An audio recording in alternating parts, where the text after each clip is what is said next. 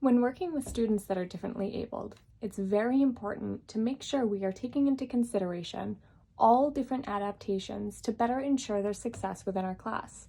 This doesn't only have to be within our lesson plans. This can be within our classroom tools as well.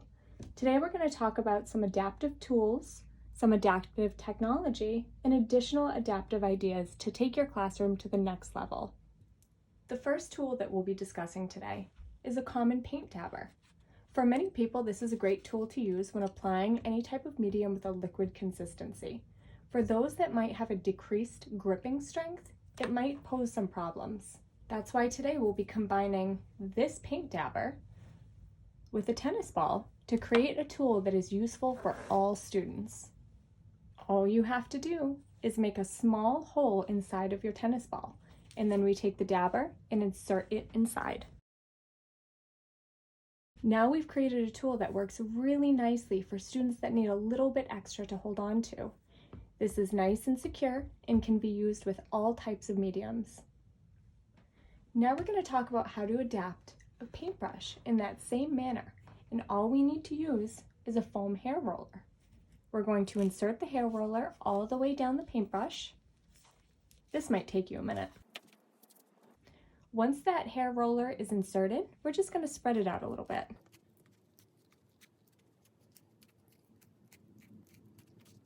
Now that we have a roller on our paintbrush, it has a better gripping material so a student can hold on to it.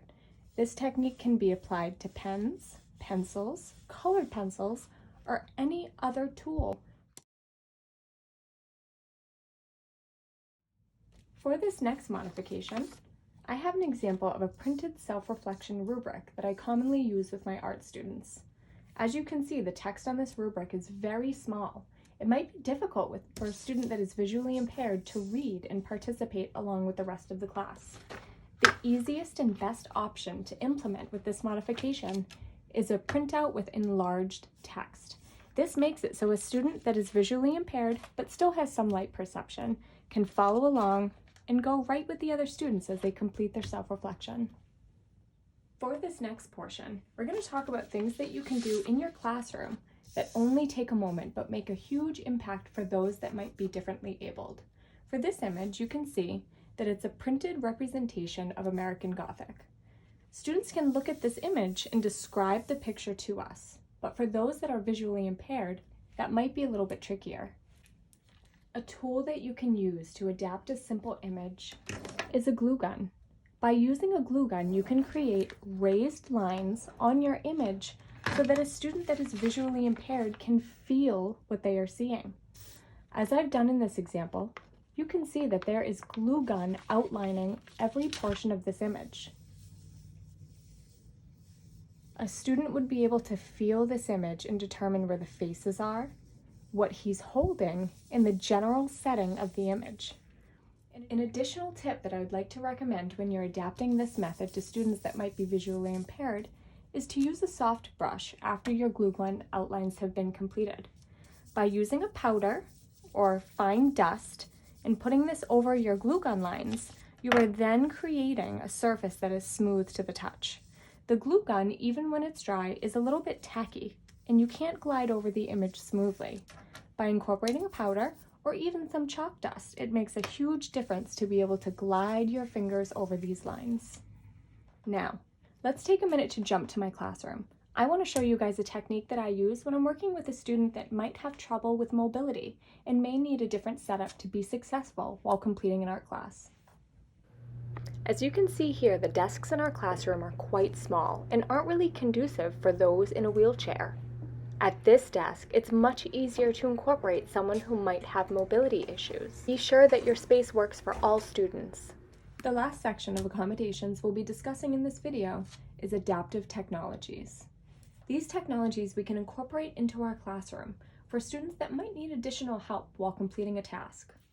For this example, I'm going to use that same handout that I had before, but this time I'm going to pretend that I don't have my enlarged text version.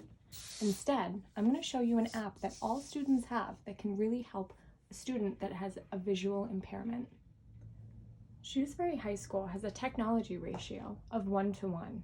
Each student gets an iPad to use during classes and for homework.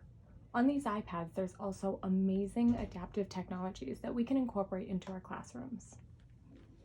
Each student's iPad comes with an app called Magnifier already installed. With this Magnifier app, we can see things as they normally are, or we can scroll in to make that text really big on our iPad. This can come in handy when you're viewing images or text and enable all students to see it and participate with the classroom.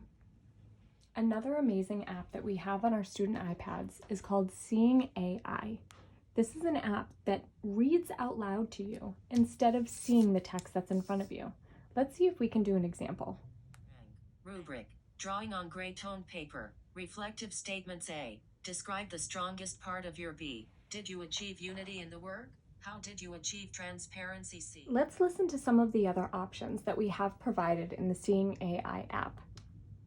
Document, product, person, currency, scene, preview, color, handwriting, preview, light. All of these options are great to incorporate into your lessons for students that have visual impairments. One of my favorite ones to use during our art class is our color viewer. Let's see if we can get an example. I have a reddish-orange shirt here. Let's see if this picks it up. Color, red. Another amazing adaptation that we can use in our classrooms is an app called Proloquo to Go. This is an app that displays pictures and enables a student to click on a picture and form a sentence. This is an amazing accommodation so a student can participate in discussions. Take a look here at my student Jasmine using her application to form a sentence. Not only will it display what she has typed, but it will also read it out loud for her. Here she was telling me what she had for breakfast. I have cereal. Or what her favorite thing to do in the summertime is. I like go outside. So don't forget, these are only a few of so many adaptive tools, modifications that we can make within our classroom to make a difference for our students.